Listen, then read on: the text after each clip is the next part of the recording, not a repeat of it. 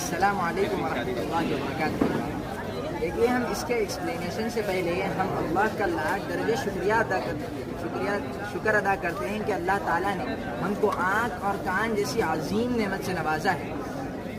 دیکھیے، اس میں ہم یہ بات کریں گے کہ کیا آنکھ کو برین سے کنیکشن ہونا ضروری ہے یا نہیں، یا کان کو برین سے کنیکشن ہونا ضروری ہے یا نہیں، یا صرف آنکھ بھی چل سکتی ہے یا صرف کان بھی چل سکتا ہے۔ تو دیکھیے، یہاں پر آنکھ کو اور برین کے لیے کنیکشن ہونا ضروری ہے، اور وہ کنیکشن کا سفر کچھ اس طرح ہے کہ جب بھی آپ کسی امیج کو دیکھتے ہیں تو اس سے سب سے پہلے کورنیا میں وہ امیج داخل ہوتی ہے، پھر اس کے بعد وہ ایکس ہیومر میں، پھر اس کے بعد وہ پپل میں، پھر اس کے بعد اس لینس میں ہوتی ہے، اور اس کے بعد وٹرس ہیومر میں۔ لینس کا کام ہوتا ہے دور اور قریب کی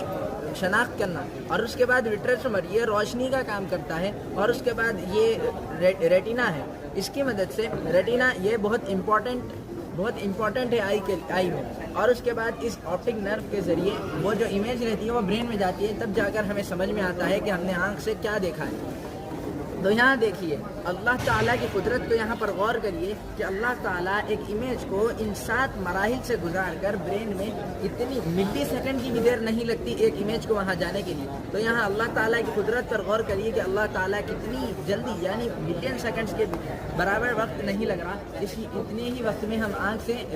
ایک سیکنڈ میں تو لاکھوں چیزیں بھی دیکھ لے سکتے ہیں۔ اسی طرح کان کے بارے میں سمجھیے کہ جب بھی کوئی بندہ کسی کے پاس بولتا ہے، کسی کے ساتھ کچھ آواز کرتا ہے تو وہ کان میں آواز جاتی ہے، پھر اس کے بعد پنا میں، ear canal, ear drum, ossicles, cochlea, ان سے ہوتے ہوئے کان کے پردے کے بعد اس ایڈوٹری نرو کے ذریعے برین میں جاتی ہے۔ اور جب یہ برین میں جاتی ہے تو جب ہمیں سمجھ میں آتا ہے کہ ہم نے کیا سنا ہے اور ہم نے کیا سمجھا ہے۔ یہاں دیکھیے، جب کوئی بندہ سو جاتا ہے تو کیا اس کا کان چلتا ہے یا نہیں، یہ سوال ہے۔ جب کوئی بندہ سو جاتا ہے تو کیا اس کے کان چلتا ہے یا نہیں، اور یہ جو کان کے مراحل ہیں وہ چلتے ہیں یا نہیں؟ بالکل چلتے ہیں، وہ کان کے مراحل مکمل چلتے ہیں، اور جو سوتے ہیں اس کی بھی آواز آتی ہے، لیکن برین سونے کی حالت میں ہوتا ہے، اس لیے برین اس کو نظر انداز کر دیتا ہے، اس لیے ہم کو سمجھ میں نہیں آتا سونے کی حالت میں کہ ہم نے کیا آواز سنی۔ تو دیکھیے، اللہ تعالیٰ کی عظیم نعمتیں، ایک آنکھ اور ایک کان اتنی چھوٹے آرگن ہیں جسم کے، اس کے اندر ہی اللہ تعالیٰ نے یہ یہ اتنے مراحل سے گزر کر برین تک جانے کے لیے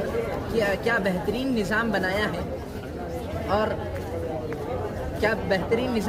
ہے، اور اللہ تعالیٰ سے دعا کرے کہ اللہ تعالیٰ ہم کو آخر میں اللہ تعالیٰ سے دعا کرے کہ اللہ تعالیٰ ہم کو آنکھ اور کان کی نعمت کو قدردانی کرنے کی توفیق نصیب فرمائے، اور ان کے ہونے والے گناہ، غلط نگاہ اور گانے سننے وغیرہ ان گناہ سے ہمیں